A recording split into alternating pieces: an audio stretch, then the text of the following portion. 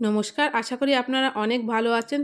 সোজা ঘরোয়া রান্না উইথ তপতি চ্যানেলে আপনাদের অনেক স্বাগত। আজকে আমি এখানে কড়াইশুঁটির পরোটা বানিয়ে আপনাদেরকে দেখাবো একদম সহজ উপায়ে। পরিমাণ মতন এখানে আটা নিয়ে নিলাম। আমি কিন্তু পরোটাটা আটা দিয়ে তৈরি করব, আপনারা কিন্তু ময়দা দিয়েও করতে পারেন।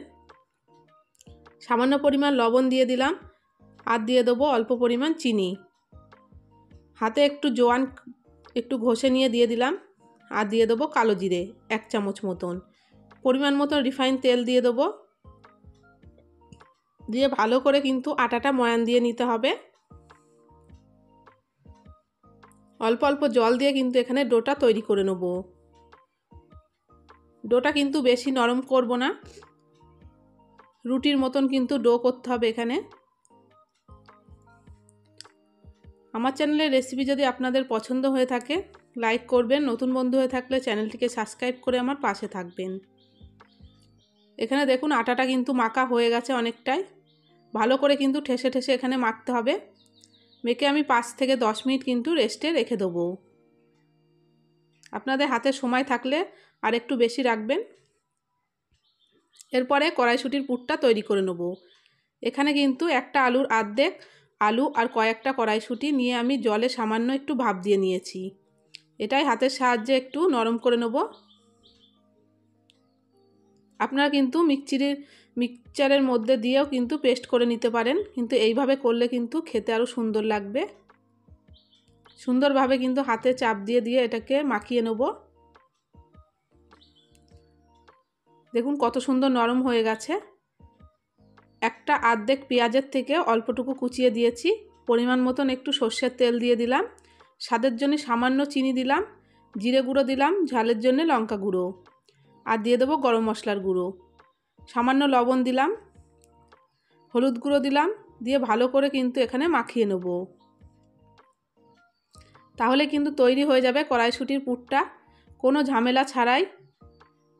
সামান্য একটু সেদ্ধ করে নিয়েই মশলাগুলো একসাথে মাখিয়ে নিলে কিন্তু পুরটা রেডি। এরপর 10 মিনিট আমি আটাটা রেস্টে রেখে দিয়েছিলাম। এর থেকে রুটি করার মতন লেচি কিন্তু কেটে নিতে হবে। একটু বড় বড় সাইজের কাটবো। দেখুন ঠিক রুটির যেমন সাইজটা হয় সেই সাইজে কিন্তু লেচিটা আমি কেটেছি। ভালো করে হাতের সাহায্যে গোল করে নেব। মাঝখানে চাপ দিয়ে 1 চামচ করে পুর কিন্তু দিয়ে দিতে হবে। পুর দিয়ে ভালো করে কিন্তু মুখটা সিল করে দিতে হবে। হাতের সাহায্যে একটু চাপ দিয়ে কিন্তু ভালো করে গোল করে নিতে হবে, যাতে পুরটা কোনো রকম বেরিয়ে না আসে। এইভাবে ঠিক চাপ দিয়ে নিতে হবে। আবার একটা কিন্তু আমি এখানে তৈরি করে নিয়েছি, মোট 2টো তৈরি হলো। বাদবাকি কিন্তু একইভাবে আমি এখানে তৈরি করে নেব। ওপর থেকে অল্প আটার গুঁড়ো ছড়িয়ে দিলাম, দিয়ে কিন্তু এখানে রুটির মতন বেলে নেব। আপনারা কিন্তু পরোটার মতন তেকোনাও বেলতে পারেন, আমি পরোটাটা গোল করেই করব। দেখুন কত সুন্দর বেলা হয়ে গেছে। পুরগুলো কিন্তু বাইরে বেরোয়নি, একদম ভেতরেই রয়েছে। এইভাবে আরও একটা আমি কিন্তু এখানে বেলে নেব। বাচ্চাদের টিফিনে কিন্তু আপনারা এই কড়াইশুঁটির পুর ভরা পরোটা কিন্তু করে দিতেই পারেন। অনেকক্ষণ পেটে থাকবে আর খিদেও পাবে না, আর ওরা কিন্তু মজা করে খাবে।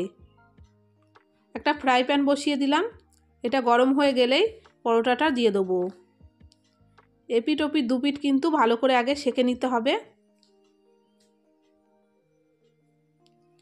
যখন দেখবেন সেঁকা হয়ে গেছে উপর থেকে একটু রিফাইন তেল দিয়ে দেবো।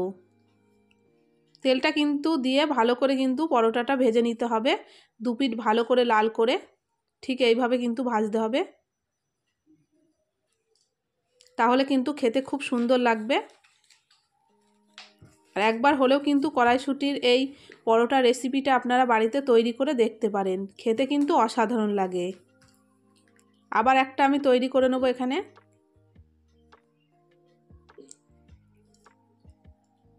তৈরি হয়ে গেছে আমার একটা। এখানে প্রত্যেকটা পরোটা কিন্তু একইভাবে আমি এখানে তৈরি করে নিয়েছি। দেখুন এটা কিন্তু শুধু মুখেও ভালো লাগে খেতে, আবার ঘুগনির সাথেও খেতে ভালো লাগে। একবার হলেও বাড়িতে তৈরি করবেন, আশা করি আপনাদের অনেক ভালো লাগবে। আর কত সুন্দর নরম হয়েছে দেখুন, আর খেতেও কিন্তু দুর্দান্ত হয়েছে।